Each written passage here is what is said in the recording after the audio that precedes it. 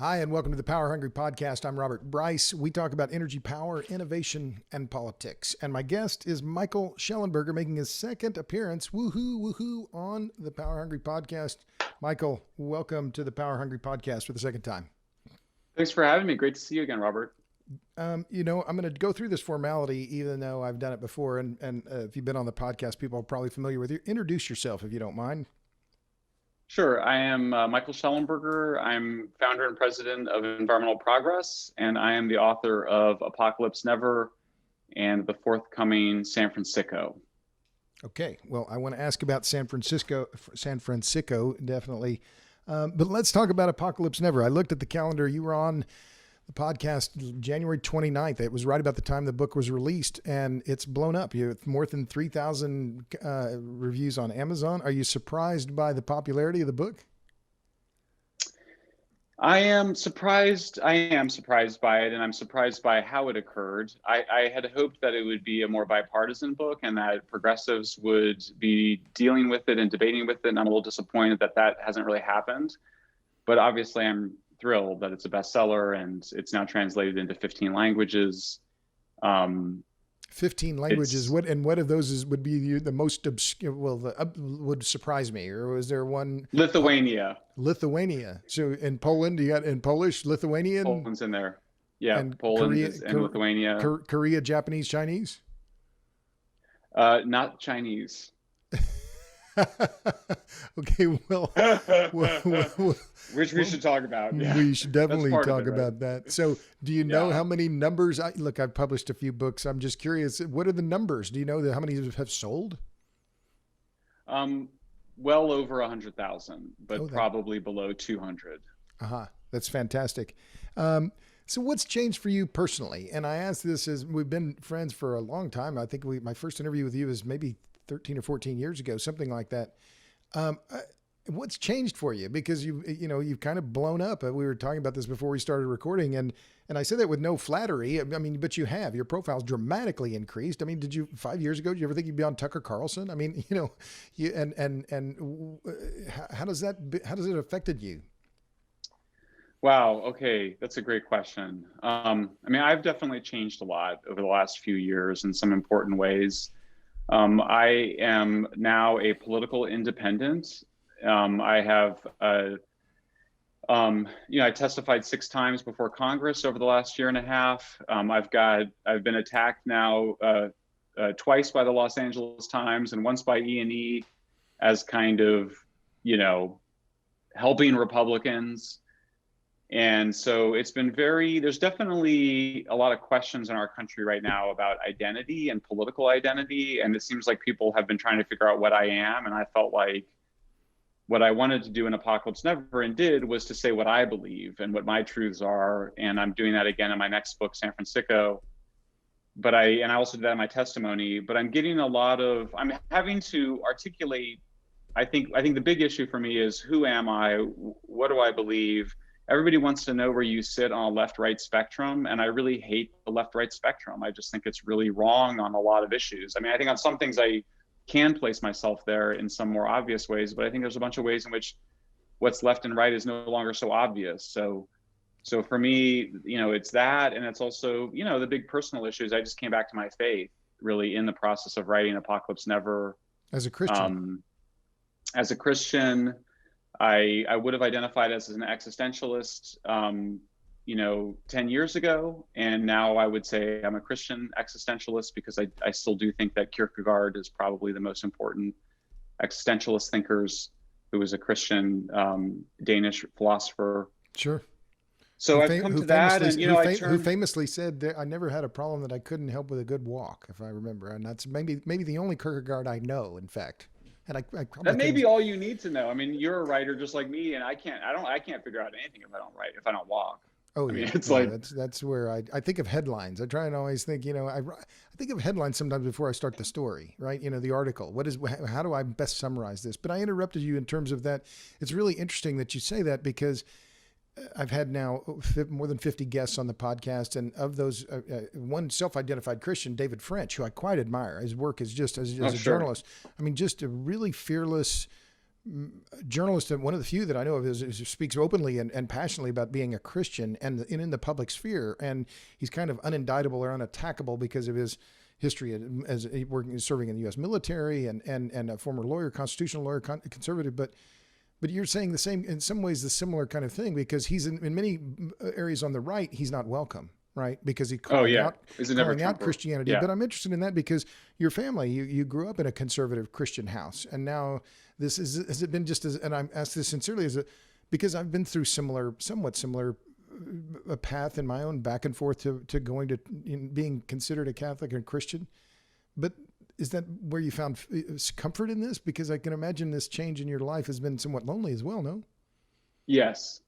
For sure. And by the way, my parents were raised in conservative Mennonite households, but my mother, I was confirmed as a Congregationalist, which was a pretty liberal congregation. And my father, I'm not sure if my father identifies as Christian anymore. It's much more, and he has a PhD in divinity, by the way. So and he has a PhD divinity degree, or a philosophy degree and a divinity degree. Yes, so the sure. the theological roots run deep in your family then. And, it's something that I wanted to get to, and it's not one of the first questions I had here, but it's this religiosity of the debate. And in fact, I'm glad to bring it up now because I was looking back through your book and your great subchapter title, which is False Gods for Lost Souls. And you said, environmentalism today is the dominant secular religion of the educated, upper middle class elite in most developed and many nations. It provides a new story about our collective and individual purpose. But it also has this story that's very similar in Christianity in terms of sin and redemption, right? And climate change is our great sin, and our only redemption is to go back and, live with Bill McKibben in a commune with, 3 drops of gasoline a day. I mean, but it's the sackcloth and ashes, right? We have to use less, do less, and we can only use renewables because, and you allude to that as well, is that this nature worship, which has gotten us far away from the faith that I hear you say you're coming back to. Yeah, absolutely. And writing Apocalypse Never was part of it. I mean, I couldn't finish chapter 12 until I was thinking a lot about the anger and hatred in so much of climate advocacy, the hatred of human civilization, the hatred of human beings, and for a lot of Malthusian environmentalists. And the hatred of the apostates like Roger Pilkey Jr. or anyone who bucks or the narrative sure. that they're set up to be attacked for this belief in something that is not in the climate environmental orthodoxy. And that's what you really have published a very heterodox book. You come from that left, but now you're homeless. I mean, I don't mean that. I know we're going to talk a lot about homelessness with San Francisco, but I'm asked that genuinely. I mean, that it's got to. It just seems your journey is writing a kind of a repudiation book in some ways. Yeah, or a reassessment at the very least. That's a better word. Yeah. Yeah. And my next book as well is also a reassessment, including of work that I did in the 90s around criminal justice and drug decriminalization, as well as housing. For sure. I mean, I turned 50 next month. Congratulations. Thank you. I quit drinking in the fall of 2018. So I'm entering my 3rd year having recovered from a drinking problem. And yeah, you kind of get older and it's just the stereotype, you start to rethink, what do you think? And what I love about the process of writing books, because I do think part of the change in my identity is also a change in who am I in the world? And I still think of myself as an activist. I would say that my identities are, I consider myself an environmental activist, I consider myself an energy analyst, and I consider myself a journalist and book author. And so, but it's a little bit of a surprise. I'm a bit of an accidental author. I wrote Apocalypse Never because it wanted to be in service of my environmental advocacy, including for nuclear. And now I'm writing this, and I've got this new book coming out, and I figured out that really what I think I can contribute to the world is 2 things. The first is helping to reconsider assumptions that may not be valid anymore. And then the second is helping to start little movements. There's a genuine pro-nuclear movement now in the world that wasn't there 5 years ago.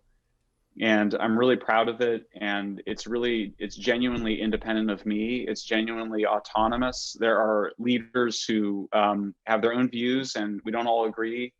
about everything, but I think everybody would agree that there is a pro-nuclear movement, and I'm excited to do something similar around the addiction crisis in America right now, because, when you write a book like Apocalypse Never and you kind of go, hey guys, a lot of the environmental trends are going in the right direction. And then people go, so what do you think is a big problem? And that was like, I knew, I was like, this issue of drug overdoses and rising from 17,000 in the year 2000 to 90,000 last year, Robert, a 73,000 annual increase of deaths from drug overdoses.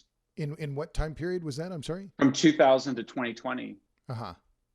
From 17,000 to 90,000. It's such a shocking number. And, I ask people, I'm like, are people aware of that? Because there's a way in which I'm like, obviously look at the Biden administration and it's all climate change. It's like climate change is the number one issue for the Biden administration. It's about the only issue they talk about. And it's the only issue they talk about. And meanwhile, it's like we had 450 deaths from natural disasters. And their rhetoric on it is as extreme as anything, and completely unsupported by any facts or numbers. It just is the detachment. And I've talked about this several times, and the closure of Indian Point in April, and the cynicism of the Natural Resources Defense Council. And they're in the top leadership of the White House. And I'm thinking, well, you say all this stuff about climate change, but what are you doing? And that disconnect is deeply worrying to me. I don't know if it is to you, but yeah, it's this sole and attention on an issue that, yes, it's a concern, but it's not the only concern. And yeah, it just is very deeply. And then they approve the Nord Stream pipeline. It's just like, what is going on here? Hey, so I actually have sorry, go ahead. No, you go ahead. I've got plenty of things. We got plenty of things to talk about. You were on a track there. Yeah, my next piece, because Apocalypse Never, but my next piece I'm publishing is about the financial interests here for Nord Stream 2, for Chinese solar panels, for shutting down nuclear plants, for replacing nuclear plants with natural gas. There's an unholy alliance of Greens in Europe and Democrats in the United States that are working with natural gas companies and renewable energy companies and shadow banks like BlackRock to shut down all of our nuclear plants and replace them with some combination of Chinese genocide solar panels and natural gas, and make Europe dependent on Russian natural gas. And so I think it's absolutely shocking, appalling. The contradictions are piling up. They're attacking me right now. I'm getting attacked right now pretty seriously by mainstream folks, because I think they do sense that there's something really, you may have seen Bill McKibben wrote this terrible piece for New Yorker, kind of saying, well, climate change is the biggest world. Which terrible. It was kind of like, well, everybody knows climate change is the most important problem in the world, of course, but maybe we should also worry about what's happening in Xinjiang, China, in terms of like the genocide and slavery. It's like, you think? Because he's out there on Twitter. He wrote it the day after I went after everybody on this. But he's out there on Twitter promoting solar panels after the oil pipeline was hacked. Yeah, the sun never goes down, right? Yeah, exactly. Yeah. When two states have declared state of emergency because their economies have frozen up because they can't get anywhere. Yeah. The sole attention on it is striking. Well, let's talk about that issue, because I know you've written a lot about the issue of the polysilicon in Xinjiang, and I pulled at your cue from Twitter, you tweeted about the In Broad Daylight report, which is really remarkable work by Laura Murphy and Nairola Ilima. And they completely understated, right? Oh, well, here are these companies, we found them, and this is all the data. But very the language on it is very neutral. But their numbers: 2.6 million Uyghurs and Kazakhs in forced labor or interned in some way. This is an astounding story, and to me, it's one of the things that says, oh, clean energy. Well, what exactly is that? So slave labor doesn't count. If this was prison labor here in the U.S., I could imagine it might be a little bit bigger story. But I've been on the wind industry, I've been a critic for a long time, but this is a whole new game, it seems to me, in terms of solar. And if you're getting 45% of your solar polysilicon from Xinjiang and another 30% from the rest of China, well, that's 75%. That's a staggering number for. Go ahead. You've written more about this. Chinese genocide panels is a pretty strong term. And now we've seen both the Biden administration and Trump administration have said that what is occurring is genocide. We saw a member of Congress question climate envoy John Kerry last week, and he said, this is slavery. And John Kerry acknowledged that forced labor is being used. He didn't quite use the word slavery. The Bundestag, which is the German parliament, their researchers came out and said that indeed what's happening in Xinjiang is genocide, and it should be labeled that, and that the labeling of that, of course, as you know, has serious consequences. Genocide, and Germany is important for two reasons, right? It's the biggest economy in Europe, and it's also Germany, which had a genocide very recently in human memory. So there's no chance that governments... And they're the bankers for all of the EU, yes, right? They have all the money, right? And besides the Swiss, of course, biggest economy and a great need for labor and energy, and they're facing an energy crisis of their own. Yeah, so there you go. I mean, so governments cannot label what's occurring in Xinjiang genocide and continue to import solar panels produced under those conditions. So that's, I think there's some people like, well, it looks like sanctions might come. You can't, those two things don't go together, because we're not going to buy products made in genocidal conditions or by forced labor. It's simply not going to occur. The solar industry says that they're going to be able to move those factories out of Xinjiang. And of course, even if you assume they could, and the Chinese are really good at doing things quickly, moving all the equipment and the factories out of Xinjiang, well, what about the workforce? I mean, those panels are being made by somebody. Isabella Comiska at Financial Times a couple of days ago pointed out that, you know, solar panel manufacturing is still very labor intensive. There is some amount of automation, but they have continued to need human workers. I thought that was really interesting. It's something, and I didn't know. And I say this as someone with 8.5 kilowatts of solar panels on the roof of my house, right? And I'm wondering, okay, well, they're from Korea. They're Korean made, but did the Koreans get the polysilicon from China? You know, yeah, of course. Yeah, so, absolutely. But the point there about the fragility of the panels, and that there's a lot of hand labor because they're so fragile, which I didn't realize. So, I mean, the way you're describing it, and I haven't really thought about it in these terms until you just bring it up, but this seems to be a pretty bright dividing line in what we used to think about solar and what we think about it now. Thermal solar doesn't work. It just doesn't. Big reflecting solar panels, a terrible experiment, didn't work. And now PV doesn't work at scale. If we're talking about the kind of scale that the IEA is talking about with hundreds of gigawatts per year, where are we going to get the polysilicon? Where the supply chain is the story. You got it. How about this? The other detail that came out of the report you mentioned was that they're using manual labor to crush the quartz to make the polysilicon. For $6.50 a ton, right? Right. That was you cited that number on Twitter. Well, I mean, it's just incredible. I mean, I'm still kind of even stunned as we're talking about it, because it just seems so otherworldly that the industry that everyone's come to love and support, 80% of people want more solar. Okay, well, is this really what you want? Is this really the intent here? And, you know, I point out that it's like, here we've been through a decade of propaganda, Robert, that only a few people, including you, have criticized, and me following you, and really both of us chasing Jesse Ossible, where you sort of say, look, low power densities has consequences, and the consequences are you have to save money in other ways. The land is expensive with the low power densities. If you require 300 or 400 times more land than a natural gas or nuclear plant, that's expensive.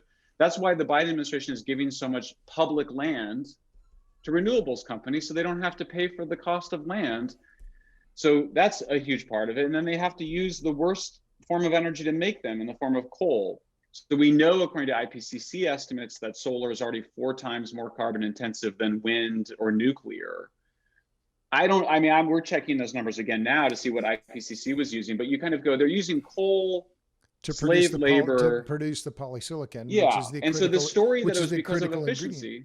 Yeah, the story that we've heard is because of efficiency. It's ridiculous. It's been a 3% improvement in efficiency over the last decade in the most successful commercial solar panels. So obviously, you don't get a 75% reduction in price from a 3% improvement in the efficiency of solar panels. So then obviously, so you kind of go, it's the coal, it's the forced labor, and it's these massive Chinese government subsidies to the solar industry, which allowed them to dump these panels.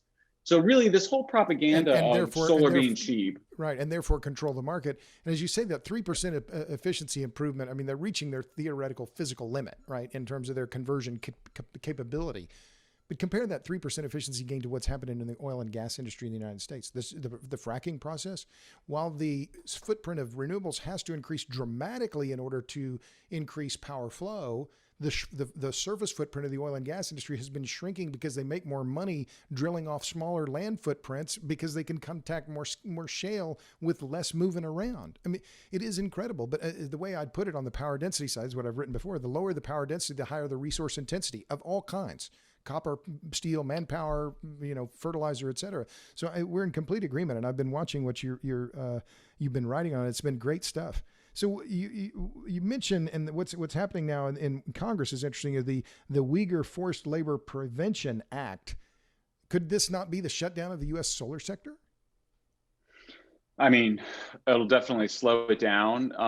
Or the it's hard to prices of predict. the panels are going to go way up because the supply is immediately going to take an enormous hit. I mean, the prices have to go up. I mean, and they should go up. I mean, you kind of go, like, I had someone that was like, well, what about iPhones? Well, first of all, iPhones are not made in slave conditions. Now, we might say everybody in China is a slave because it's a totalitarian society, fine. But that's a little bit of that's a way to minimize the difference of what's happening in Xinjiang, which is that people are being put, as you said, 2.5 million people put in concentration camps and offered a chance to work in a solar panel factory in those conditions. That's forced labor. But even in terms of the iPhone, and people are like, well, would you pay more for the iPhone? Yeah, of course we should. Of course we should pay more for solar panels that are made under fair labor conditions. Of course we should pay more for iPhones to be made in fair labor conditions. I know it's very hard I'm not suggesting that we should just simply reshore all of it. We lost all of our solar manufacturing firms, as you know, a decade ago because of the Chinese dumping. But nonetheless, like, I think there is a broader issue outside of energy and outside of this essential point that you make. And I'm going to steal this, by the way. The lower the power density, the higher the resource intensity. It's perfect. It's a perfect. Because it's a rule. I mean, on anything. It has to be. And you see it going from photosynthesis with ethanol to 1/10 of a watt or something like that per square meter, to a wind energy, 1 watt per square meter, solar, maybe 10. But then you go up to coal, and the coal mine I went to in Kentucky, 800 watts per square meter per surface area disturbed. And in Indian Point, 2,000 watts per square meter. I like your numbers, but you say 300 or 400, it's actually 2,000 times more power dense, nuclear is, than wind. I mean, it's just ridiculous. Yeah. Anyway, I interrupted. I'm counting. It's because we're counting the whole plant site. But anyway. Yeah. No, I understand. Yeah. But it's absurd. It's absurd. So, I mean, I think there's sort of this issue, which is that it really exposes the fraudulence of renewables. It exposes the physical basis for why renewables are terrible energy. At least weather-dependent renewables like solar and wind. Obviously, I think that there's a role for big hydroelectric dams. But I think there's a larger issue, Robert, which is just kind of like, hey, guys, like, what are we doing? Like, is there really a question that if you think there's genocide going on in the making of solar panels, that there should be sanctions? Like, how much thinking time do you need before we as Americans go, no, we're not actually? It's like, well, I don't know, guys, the Volkswagens coming out of Germany are really cheap. It's like, no, like, actually, if you decide there's genocide going on, then you don't import those products, full stop. And that needs to be our view. And I think it does raise some bigger questions. I mean, I've got a piece I'm working on. It's like the blood diamond trade then. Yeah. It's worse in some ways. I was thinking about this because everyone always talks about coltan and cobalt from the Congo. Right. And the difference is that, I mean, it's terrible. I'm not minimizing it. But there is a way in which it's like you've got a lot of young kids. The kids that work in those mines, those are kids that were working on the farm before they went and worked on the mine. In China, these are people that have been imprisoned. And Congo's brutal, like I write about it. It's like war and terrible, but it's like it is somewhat different to have a state organizing the destruction of an entire people, and that's what's happening, and that's why there's sterilizations going on in Xinjiang. So I think there's a bigger. In my new book, I talk about we have to affirm what we are for as Americans, and obviously we say one thing that's huge for us is freedom, but the book ends and says that that's incomplete, and that to complete it, you have to add responsibility. So I look at the situation, I go, we're dealing with a situation that is absolute deprivation of human freedom in another country. Yeah, there are kinds of deprivation of freedom that goes on when making iPhones, But obviously, we all agree that when it's genocide, it crosses a line. And so if we're going to be responsible Americans, responsible adults, we're just simply not going to buy solar panels from those guys anymore. And if we want to have our own solar, I mean, part of me goes, we have solar panels in our backyard too, Robert. Like, you have solar panels too. You kind of go, if it means that we need to pay more money for them, it's a niche product. Neither you nor I think that solar panels are anything more than a niche product, nor should be anything more than a niche product. Then it should be made in the United States. Like, I mean, we don't need to, or at least made under non-slave conditions, but it doesn't seem to me there should be any question about what should be done in terms of this, in terms of the solar. Sorry, I'm making a note here because I'm going to steal that line. Where you're setting the bar pretty low here. At least they should be made under non-slave conditions. That is low. That is ridiculous, right? But I have to stop. But I have to. But let me stop you, because I have to say that when you get going, it's almost, and I'm saying this in light of what we talked about earlier, almost like you're at the pulpit, right? That you become a. Oh, heavens. Well, okay, yeah, right. I mean, yeah, be careful. Dangerous place to stand between me and a microphone. You know that, but no, I mean, you really are. You're passionate about these issues, and it's a cause. It's a purpose for you now. I mean, that it was a purpose before.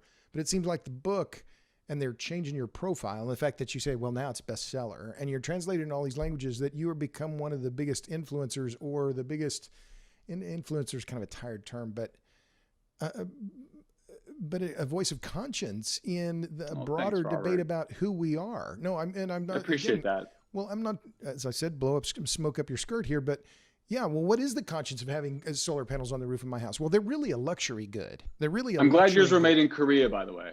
Okay, well, yours were made in Korea. Yeah. But even so, how can I know the polysilicon didn't come from Xinjiang? Well, I don't. How can I possibly know? I can't go back and find out, right? Let's talk about California, because I think your next book is really interesting. It seems like it's a direct outgrowth of what you wrote in this book. Is that fair? And that's what I found in my books, is one thing led to the next one that just seemed natural to me. Yeah. So how does that follow then, in terms of what the message of Apocalypse Never to homelessness and the crisis in California's cities? Yeah, well, I just sent the final proofs we just sent off to the publisher. We're going to get galleys back in a week. Awesome. I'm really excited about it, Robert. The book is the release date, October 12th. Wow, that's coming right up. You're on lightning speed in book world. It was exhausting book. It was a very dark topic. I'm happy to say the book is equal to Apocalypse Never. It is similar in many ways. There's sort of a debunking of common myths. There's also a discussion of what we should do and what works. And then there's a discussion of why we're not doing that, and why progressives, in the case of California, have made the situation worse. So in some ways, the books do go together in a really interesting way, in that I think Apocalypse Never is a book that says there's a lot more to be optimistic about than people realize. Many, if not most, if not all of the major environmental trends are going in the right direction, including carbon emissions, certainly including adaptation, but also land use. There's some trends, obviously, that we worry about, like renewables. But Apocalypse Never is in some ways a fundamentally optimistic book.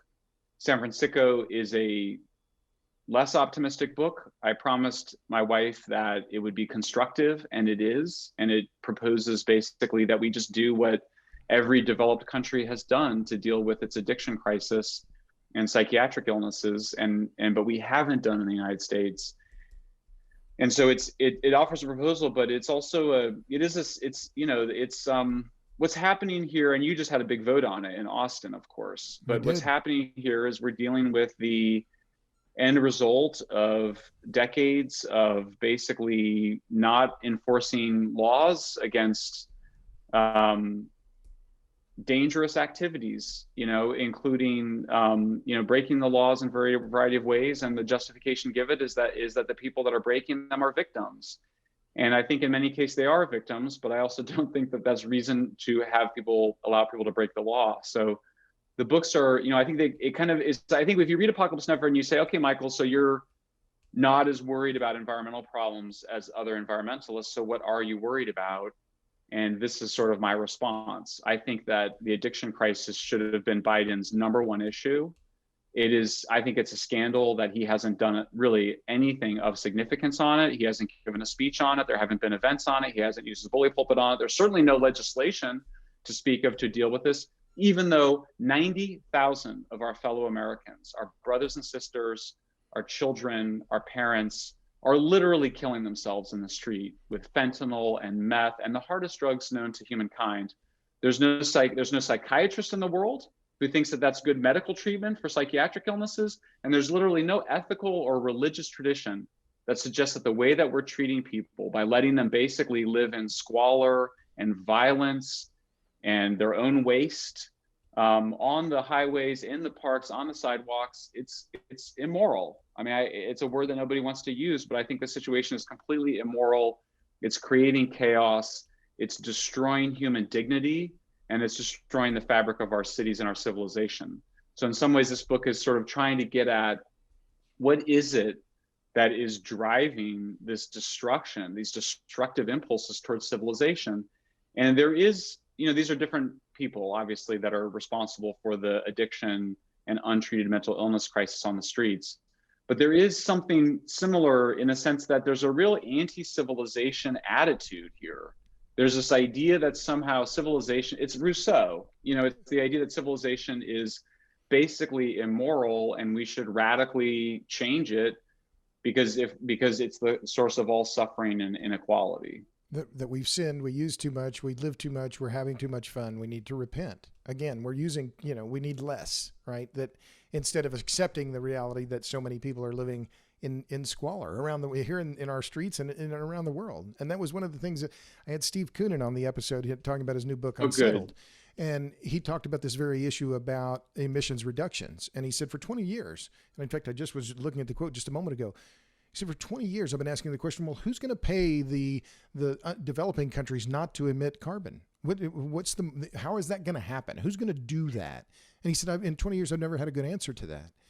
And so I think that's really, but again, what I'm hearing from you is that you're seeing this and you have to testify about it. You 6 times already. You have to get that message out because you're compelled. But I appreciate you're talking about in some ways your own conversion process here and how you're seeing the world and how you have to feed back, right? With this mirror, but it is pretty gruesome. And we had the big Proposition B vote here in Austin. And I have to say, I don't want tented people and homeless people right on and living in the park. They've taken over the parks. What's going on here? This idea of, oh, well, they're victims, I think is at the root of a lot of this. And the identity politics, the racial politics, the sexual politics, all of it as though our group deserves more, better, whatever, because we're oppressed. So tell me, let me ask this question. This is one I have. Is California screwed?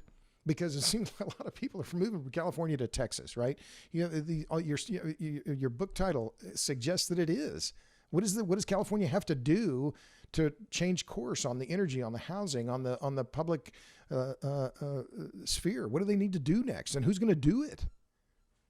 Well, the first thing is it doesn't have to be. So I think a more interesting question, since I can't predict the future, is just to say it doesn't have to be this way. We obviously are not building enough housing. Everybody knows that, but we can solve the street addiction and untreated mental illness crisis without having a significant expansion of housing. We do need we need homeless shelters, we need psychiatric beds, we need halfway houses, we need adult foster care, we need drug treatment facilities.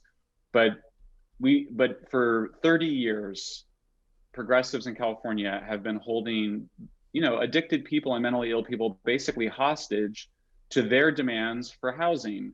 And that has contributed to the problem. So what I say in the book is I say, look, if California wants to be something more than a retirement community for rich old people whose houses are worth ridiculous sums of money because they're in California and it's a spectacular place, if it wants to be more than that, then it's going to need to build a lot of housing. But it needs to solve the street addiction and untreated mental illness problem that we call homelessness.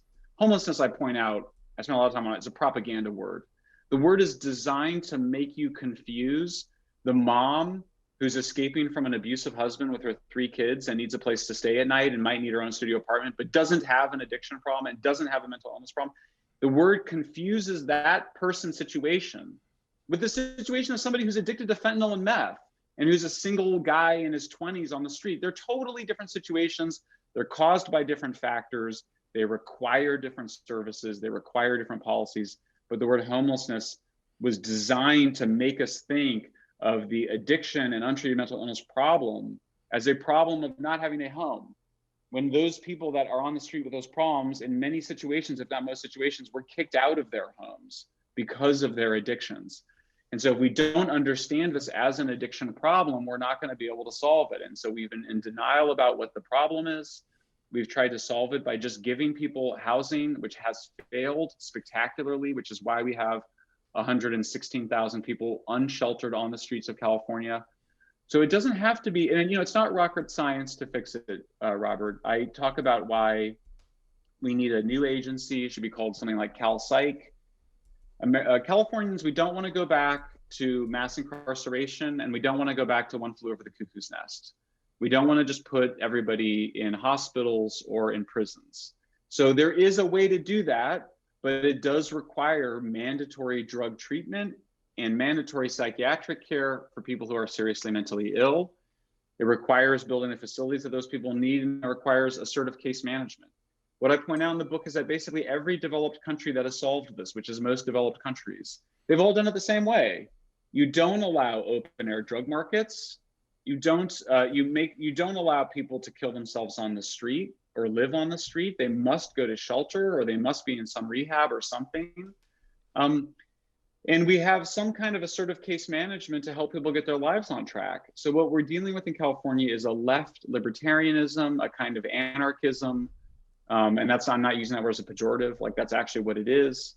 And what it basically says is that if you're a victim, if we've decided that you're a victim, which is already a terrible thing to decide for somebody else, because victimization is a process towards heroism, it can be.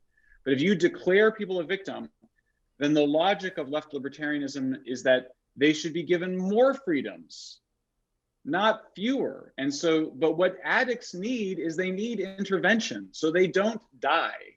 And so they don't commit crimes. And so they don't live on the streets. So they're not raped or assaulted. So what you're painting here is a really big social rescue plan for California that is the needed salvation of all the tent cities, that you've got to start with this. Is that a fair, that you can't solve the people in the tents on the street and the drug, you can't solve that unless you have law and order, or you've got to have police presence and aggressive police presence in some cases, but you need a social program. But are you going to run for governor? I'm asked that sincerely. You've done it before, and I'm not, but if you're so passionate about this, what you're talking about is a massive reform project. It is, and it requires leadership from the governor. It can't be done at the county level because 30 to 50%. They don't have the money to do it, right? They're wasting the money. And part of the problem is that the high level of transience among the people that we call homeless, 30 to 50% of the homeless were homeless before they came into town. And so there's a lot of transience, so people will move around. And so you have to have it centralized at the state level. There may need to be a ballot initiative. There almost certainly has to be legislation to create CalPsych. So that needs to happen. I've committed to being a constructive presence in advocating for the things that need to occur in California. I'm not running for governor in this recall election. I don't know if I'll run for governor ever again. I genuinely don't know that. I'm not being coy or anything. I just don't know. There's a lot of reasons not to do it. And the only reason to do it is because our civilization is being destroyed and California is being destroyed. That's the only reason to do it. Wait a but minute. It's a big job. I have to stop you. It's pretty big. Our civilization is being destroyed. It is destroyed. You can't go to parks. But in what way? Define that a little bit, because I can see the degradation. I'll say our society is being degraded. I see it with the, relaxing and police presence here in Austin. Crime rate's gone way up. A lot more shootings in a town that used to be pretty sleepy. You see that across the country where police presence have gone down. Murder rates are up. Crime rates are up generally. So help me then. Where does this go? What's the way to really affect this? But you're saying that civilization is being destroyed. In what specific ways? Well, in the ways that the fabric of our cities, the public spaces, the common spaces, the sidewalks, the parks, which are supposed to be for all of us, the ways that they're being turned over to some of the most sick people, mentally ill, but also drug addicted people, is a destruction of our common spaces and our cities, which are the basis of civilization. And there's another part of it. It is dehumanizing, both to the people in the street who are allowed to live absolutely just self-destructive lives and to die at extraordinary rates. It's dehumanizing for them, but it's dehumanizing for all of us. I mean, I think we are our brother and sisters keepers to some extent. I love freedom. I mean, I really love freedom. I mean, I really am an American. I really am a Californian in that sense. But the idea that you have the freedom to ruin cities and to destroy yourself in front of other people in those ways, it's just, there is no, like I said, there's no ethical tradition that suggests that any of that is okay. And so we are, I picked, a guy a couple days ago who was passed out on the sidewalk. I don't walk past anybody. I made sure he was alive, but I think a lot of people don't know what to do. They see someone passed out on the sidewalk and they don't know what to do. The right thing to do is to make sure that they're alive. And then is to wake them up, see if they need to be revived with Narcan if they're overdosed, see if you can get them into help.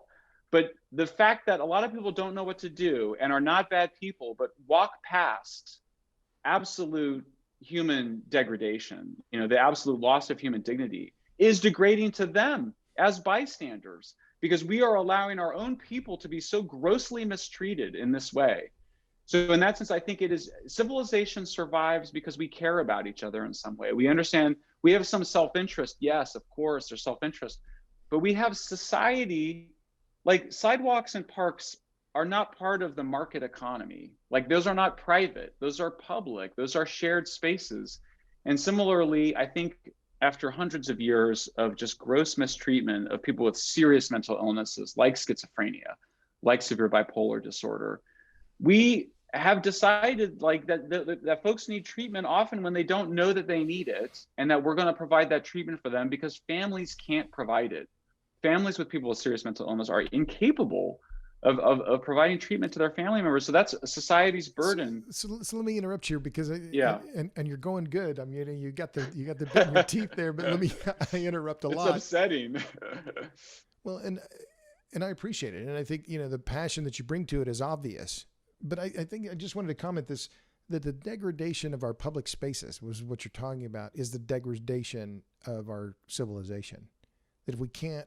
Is that, and that's what I'm translating back what I'm hearing from you, because I think that I felt that myself. I mean, as I pass the tent cities that are right near my home on a regular basis, and I think, man, can't we do better than this? And I feel bad. I look at it and I think, oh my God, lucky, but for the grace of God, there go I, right? But I do feel this kind of degradation in some ways, but what you're talking about is going to be expensive. It's going to require some really public soul searching about what the hell's going on here, right? In terms of this, but it's a left-right battle, but I think it's right. It's in some way there's a spiritual identification about who the U.S. is and what we're going to do. And it is interesting that Biden will talk about all these other things, but I haven't heard him talk about addiction or homelessness issue or any of those issues. It doesn't seem like the Democrats or the left really care about them. That's too broad. It doesn't seem like it's not getting the attention from the broader Democratic Party. Would that be a fair way to put it? Progressives are really very defensive about this issue right now. In my book, I document how there is no plan to reverse the rising deaths from drug overdoses in the United States. It does not exist at the federal level, does not exist at the state level, does not exist at the local level. Why aren't they just cracking down on fentanyl? Why aren't they cracking down on the production of it? I mean, Purdue lost, what, an $800 million settlement, something like that? I mean, this is rampaging in Oklahoma, my home state. My brother's on, it's one of the worst addiction problems of any state in the country. I'm familiar with this, but why don't they, shouldn't that be part of it as well? Better control over these addictive painkillers? It's interesting, Robert. So the short answer, unfortunately, is that interdiction is at a mass level. Interdiction doesn't work, and all the evidence you need for it. And there's a power density issue here, actually. By the way, it's like I was thinking about it a lot. So what's happened with drugs, both the uppers and downers, to simplify, is that they've become synthetic. So we've gone from cocaine, which has to be grown in the field, to meth. You can get very high on a lot of meth for $2.50 right now. $5 and you're set for the day on meth. That's like cheaper than, it's like a cup of coffee, right? Because the psychotic density of the pill is so, or the intoxication density. The I mean, I was thinking about you, and I was like, oh, it's a drug density issue. And then, of course, the same thing with heroin and fentanyl, with fentanyl being somewhere like 50 to 100 times more intoxication dense than heroin. Plus, fentanyl was made in a lab. Wow. So, you know what? So, like, literally, I mean, so basically, you know, we cracked down on the meth labs in California. They went right down to Mexico, and now they became cheaper, and they're shipped up on the I-5 right through Central Valley. And they're easier to smuggle, and they're easier to smuggle because they're more power dense. You got it. Drug dealers, the drug cartel can send 100 cars full of fentanyl, you know, all stuck in the dashboards and all 99 of them can be apprehended. 99 can be apprehended. One gets through, and you've supplied San Francisco for months. I mean, really longer. I mean, that amount of fentanyl is enough for an entire city for many weeks, depending on how many people are using. So the quantity. Okay. So that's the first thing. But the good news is, we do know how to address this. Part of my inspiration to write the book is that when I went to Netherlands, I was giving a talk in Netherlands with nuclear. The member of parliament who invited me goes, "Oh, you might be interested in talking to my husband, Rene. He works in drug policy for the government, and he's in his late 50s. He's been doing it since his 20s. I was like, "Have you guys ever been to San Francisco?" And they're like, "Oh, yeah." He's like, "I did rounds at the emergency rooms and the homeless shelters in San Francisco." I was like, "Dude, why, when I walk around the Netherlands, where you can buy marijuana and smoke it and then go to the Van Gogh Museum, you can use mushrooms. Psychedelic mushrooms are very fashionable in Netherlands. You can go to the red light district and get a prostitute. The Netherlands is like the most liberal place in the world, but they don't have homeless. Like, there's just not, it just doesn't exist. Like, they don't let people be homeless on the streets of Netherlands, of Amsterdam. So my question was sort of, what is it that you guys are doing? And so I think you asked this issue about money. It's a common perception that what I'm proposing would be expensive. But the fact of the matter is, the places that spend the most have the worst outcomes. San Francisco gives the most money in terms of general assistance cash welfare. It has the most generous, it spends the most on social services for the homeless, and it spends the most on housing for the homeless, and they have the worst outcomes. So when I asked my Dutch friend Rene, I was like, "What is it?" And he was like, "Look, man," he's like, "you've got to have a carrot and a stick in every single interaction with people that are breaking the law and are addicted to hard drugs or suffering a psychiatric condition. And what you've done in San Francisco is you got rid of all stick. It's just carrots. All lollipops, all rewards, all the time, and no threat of incarceration or no consequence, arrest. Nothing. So it's like, people blame the cops, but it's not the cops' fault. The DA won't prosecute, and even the law itself has been so reduced that you can have 3 grams of fentanyl, which is more than you need for a very long time. You can have 3 grams of that stuff on you, and you can't be charged under our laws. So, you know, our friend and your former colleague, Mark Nelson, he moved to Chicago. I've talked to him many times about this. I said, "Why'd you leave San Francisco?" He said, "It was an open-air drug market right outside my apartment building. It was terrible. There was waste. There were people living everywhere." He said, "I couldn't stay there. It was terrible. You know, my wife was afraid to go outside. I mean, you know, it was just like that fear of, that's a degradation." So maybe you didn't overstate it then, and just the decline of our society. Sorry, you said the human civilization. Destruction of civilization. The destruction. Well, because it's undermining the fabric of our. Yeah. If you degrade, it starts in the parks. If you lose the parks, then you know, where is that public sphere? Where's that sense of? That's an interesting idea, because I think of libraries. I love libraries as those public spaces, right? That they're important, that we maintain them as part of our kind of common identity. But you're clearly excited about San Fransicko. Well, I'm going to ask you, it's not even out yet. So you got another book already you're thinking about? Has this already started you thinking on the next project, or is it the next project for you? Is, I think you're going to spend a lot of time selling these books. And you don't want to sell a book, but you're an evangelist for a couple of really key messages in terms of how we think about as Jesse Ausubel, the program for the human environment. We're following in his steps, but you're talking about both the physical environment and the human environment. What are we going to do you're saying we need to save ourselves? And I'm really getting ahead of myself maybe, but it's what you seem to be saying in both these books, that these are your messages to the world. We got to see the world clearly. Genocide, solar genocide panels. Holy crap. I mean, it's a reflection that you're showing on the society in which you live, which is your job. So that's cool how you think about yourself as, what'd you say, environmental activist, energy analyst? Analyst, yeah. Yeah, don't call yourself an expert. Experts are from out of town. You don't want to do that. Yeah. I mean, I think I'm trying to defend civilization, and I'm trying to defend the basis of civilization because like I said, I love human freedom. I love flourishing. I want us to have more freedom, more flourishing, but that requires civilization. You don't get this level of freedom and prosperity without having a civilization. And that means that you need electricity that's cheap and reliable. You need transportation systems that work. You need public places that are safe. It needs to be safe to be in cities. I mean, Apocalypse Never, because people ask kind of what is the connection?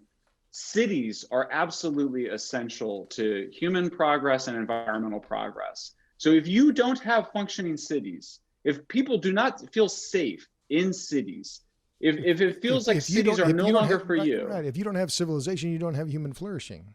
Yeah, forget about it. You have to have that. It's not a negotiable thing. And so I'm trying to be cities that are clean and functioning, and that have that. I mean, it's one of the things we, in Juice that I've talked about when we, went to New York, I interviewed Jesse Ausubel. You make the point about that very thing in cities that the dung was just unbelievable, how messy it was. We wanted to get the shit out of our streets. Hell yeah. Well, but now you're saying it's not horse dung anymore. It's human waste. And it's such a manipulation of our sympathies. I mean, I think part of what's occurred is that some progressives have suggested that it's wrong for us to be concerned about the loss of our parks and sidewalks because the people that are taking them over are suffering. And it's true, they are suffering and they are sick, but the best treatment of them is not to leave them in the parks and sidewalks. They need to get into drug treatment. They need to get psychiatric care. They need to be helped to get a job, to live independent lives. Those that can.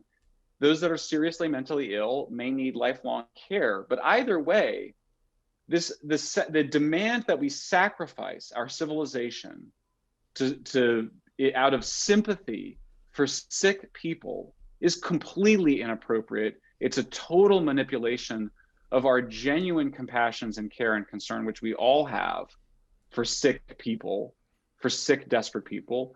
This is not a poverty problem. This is not caused by poverty. Yes, once you become homeless and addicted, you're poor, but it's not caused by poverty. That's actually caused by wealth. It's caused by the changes in us by becoming wealthy, becoming soft, becoming so exaggeratedly compassionate that we will give up on all the other things that matter to our civilization, including our public spaces. And so we need a rebalancing of those things. The wealth has led us to agree to sacrifice these other, what would be the common goods and the common spaces. And to redefine, I borrow from the great psychologist Jonathan Haidt. He argues that we have multiple things that we value. One of them is care, but also loyalty, sanctity, authority. And so what's occurred is that we've become more loyal. We become loyal to continuing addiction and sickness rather than loyal to the potential of the people that we're leaving on the streets and loyal to our cities. So, I think cities are sacred. I think people are sacred. I think you do not let people that are mentally ill die on the street from lack of treatment, and treatment in many of those situations includes mandatory care. So it's been a manipulation. I think it's very destructive. It's ideologically driven. You know, it's a manipulation of our feelings. I think we can overcome it, but it's hard. You know, America is such a disaffiliated country compared to the Netherlands or compared to Japan, which have a much more intact culture. Let me follow on that, because that was something I was talking about, in fact, on a call this morning about this. I hesitate to use the culture war. It's not the exact right phrase, but there's these divisions that you're talking about. There's in the United States that seem like they're only getting deeper. It's left, right. It's urban, rural. It's obviously the George Floyd issue and divisions on racial grounds. But I think you're talking to what is a broader idea about what is American identity and trying to find a uniting. Is that a fair way to think about it? Because you say you can't leave it to the counties. The state has to have a stronger hand because of the mobility of the people that are in that need to be touched by government to get to recover the civilization. Is that fair? I mean, you're making a broader statement about these divisions and how we need some kind of common vision of what we want to be. That's right. Yeah, I mean, it sort of goes, you have to have order to have freedom. You have to have civilization to have freedom and flourishing. To have order and civilization, you need to take responsibility. And so at a more basic level, what I document in the book is a breakdown of civilization at every level. I'm sorry, a breakdown of responsibility, a rejection of responsibility at every level, individual, social, different levels of government, basically an abdication of responsibility. So we need to take responsibility. And then just in terms of institutions and sort of it relates to ideology, we need to move beyond what is a neoliberal, I'm sorry to use so much jargon, but a neoliberal social services provision model, which is the way that counties subcontract with nonprofit service providers. I think what happens in that is it's a breakdown of accountability. So you're a nonprofit applying for a grant from the county to serve people with schizophrenia, but you don't have the authority or the accountability to actually get people off the streets. It needs to come back. So we do need, so this is, I interview a lot of conservatives and libertarians at the end, because this is the part that will be more difficult for, I think, libertarians and folks that don't want to see government, they don't want to see a new government agency for understandable reasons. But the case I make is that the neoliberal model of subcontracting out essential human services, essential health services, psychiatric care, addiction, subcontracting out is doomed to failure because nobody's taking responsibility. The guy under the bridge is somebody else's responsibility. It has to be a government service, as the fire department or the police department. It has to be something that the government owns and controls and manages itself. You said it perfectly. Cal Psych would be like the police department. Right. That doesn't mean you never it'd be contract, but so I'm looking forward to seeing the book, and congratulations on getting to the proofs. But I want to bring it back to one other thing, because you're talking about the destruction of civilization. I want to bring it back to that. We've got a little more time before we at an hour, but the grid, the electric grid, is the commons. The electric grid as a common space, and the fragile. Dr. Chris Kiefer in his Decouple podcast, he calls it the fragilization of the grid, which I think is a really good term. And Meredith Angwin talks about the fatal trifecta: too much dependence on renewables, natural gas, and imports, right? We're going to get it from somewhere else. That this abdication of the grid is also, I think, that's something that worries me in terms of the civilization, because again, it's a situation where the grid itself is not being owned by anyone. We saw this now in California and Texas. Yep. So, I mean, it's a point that you talk about in Apocalypse Never. Let me ask you about California and the grid there. Are they going to wake up and understand what the importance of the monkeying around that's happening with the electric grid there? Are you hopeful on that side of things? Well, yeah, let me address the first issue, which is, I think you made a very profound connection. So I haven't even really started, it's only with you really, that I haven't started to fully theorize the ways in which Apocalypse Never and San Fransicko, what they have in common, but you just nailed one of it, which is that the electrical grid is the basis of civilization.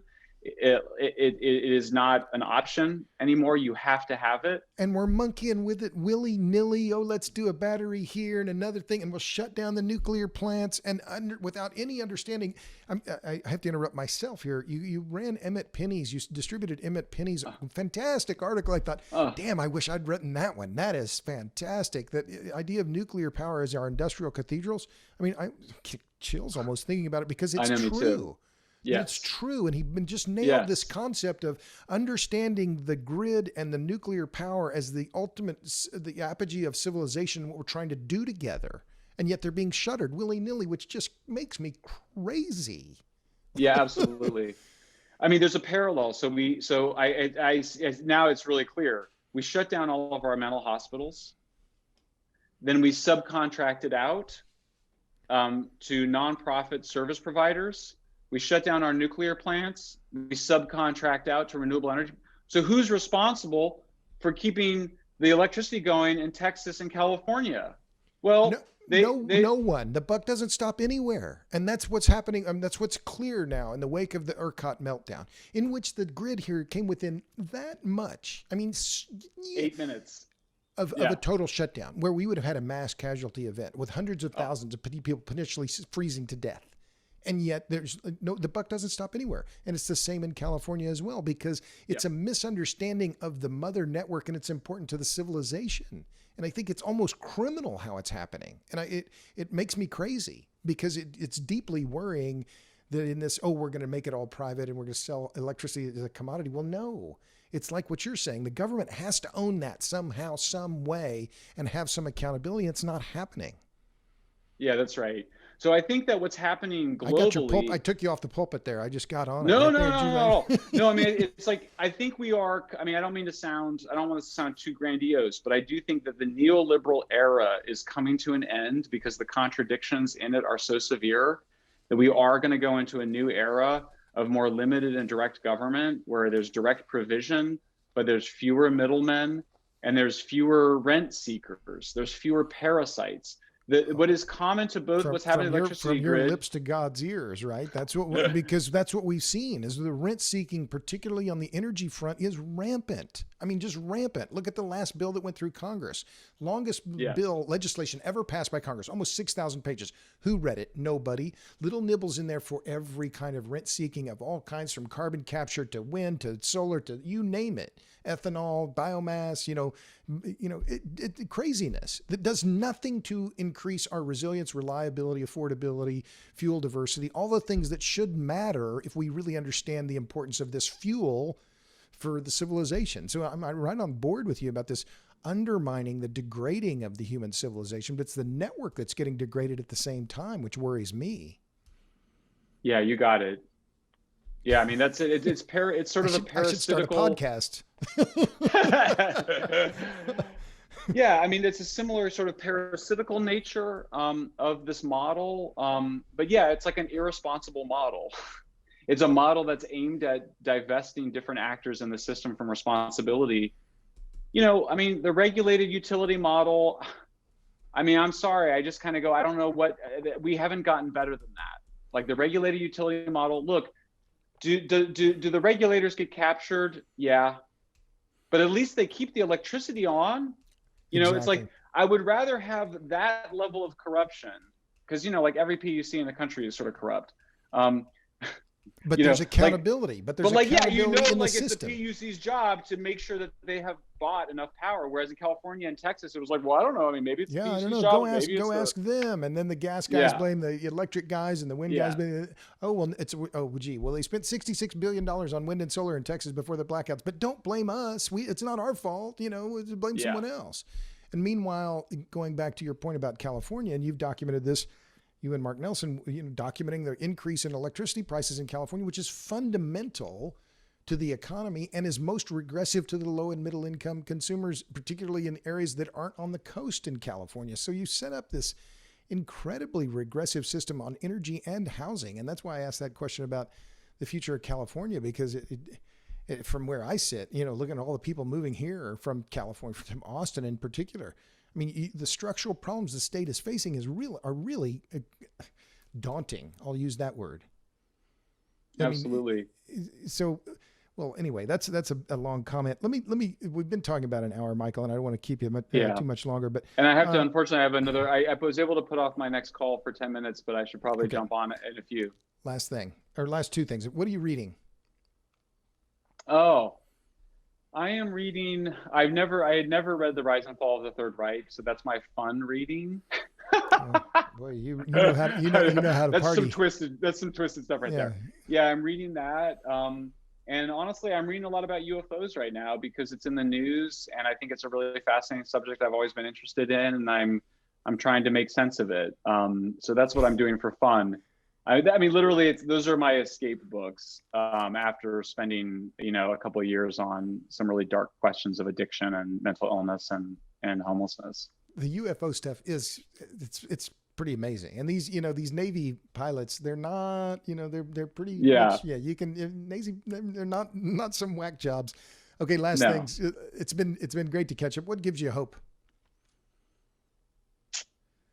I mean, honestly, it's the fragmentation of the media gives me hope. The rise of podcasts, the fact that you're a media producer, Substack, I'm part of the Substack revolution now. I'm actually able to earn a living on Substack. I was going to ask you, can you tell me just briefly about, so you're not really writing for Forbes, Substack's your home now? I am cross-posting still. But I want to be on Substack. I think that journalists, it's interesting to me that journalists at mainstream media outlets are the biggest advocates for censorship. And so I am excited about the destruction of old media. I'm excited about the rise of new media. I see a lot of exciting voices that are not easy to classify on left and right. People like Glenn Greenwald and Matt Taibbi and Barry Weiss and I just did a podcast with Coleman Hughes, and I'm going to do Jordan Peterson. These are people that sometimes are viewed as conservative, but certainly Matt Taibbi and Glenn Greenwald are former socialists or are socialists. And it's not a thing anymore of like, tell me where you sit on the left-right spectrum. It's more like, let's talk about a real issue together and stop trying to be such tribalists. And I find that really inspiring. Well, that's great. Well, let's stop there. Michael, it's great to catch up with you. Congratulations. You too, Robert. Thank you, man. Sincerely on your success. I mean, you made me a little jelly that I'm going to live. It's okay. Oh, well, no. I appreciate your kind words so much. And I'm really looking forward to getting together again after the pandemic. I mean, now the pandemic's coming to an end. Let's get together in person. Yeah. I'm vaccinated. So anyway, great. You all know where to find Michael Shellenberger. He's the author of Apocalypse Never. He's the founder and president of Environmental Progress. His new book is going to be San Fransicko, which will be out in October. Michael, thanks a million for being on the Power Hungry podcast. Great seeing you, Robert. And thanks to all of you in podcast land. Tune in next time for the Power Hungry podcast. Until then, see ya.